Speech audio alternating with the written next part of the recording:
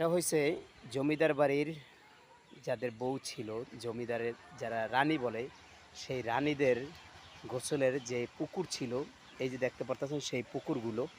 এখানে কিন্তু তাদের জমিদারদের ওয়াইফ আরকি রানী তারা কিন্তু এখানে গোসল করত। কিন্তু এখন আর জমিদাররাও নাই, এখানে কিন্তু কৃষিপূর্ণ হচ্ছে। দেখতে পাচ্ছেন এই পাশেও কৃষিপূর্ণ, ও পাশে কৃষিপূর্ণ। আর এখানে কিন্তু সবাই ছবি তুলতে আসছেন। আর এই যে ২ জন আছে তারাও কিন্তু পানি নাই দেখে গোসল করতে পারতেছেন না। দেখতে পারতেছেন এখানে কিন্তু অনেক সুন্দর জায়গা। কেননা এই পুকুরে সবাই গোসল করত। আর এখানে আছে জমিদারদের স স আপনার যে টয়লেটগুলো ছিল জমিদারদের ব্যবহৃত শৌচাগার টয়লেট। এখানে কিন্তু সেই শৌচাগার টয়লেটগুলো কিন্তু পুরোপুরি এখানে যারা সৈনিক ছিল তাদের যে টয়লেটগুলো এভাবে পড়ে আছে এখন অক্ষত। আর এদিক থেকে আপনি যে পরিমাণে পুকুর আসলে ব্যবহার করা হতো, এখানে কিন্তু আসতো তারা গোসল করত। গোসল করে এখান থেকে কিন্তু আবার এই রুমের ভিতরে ঢুকে যেত।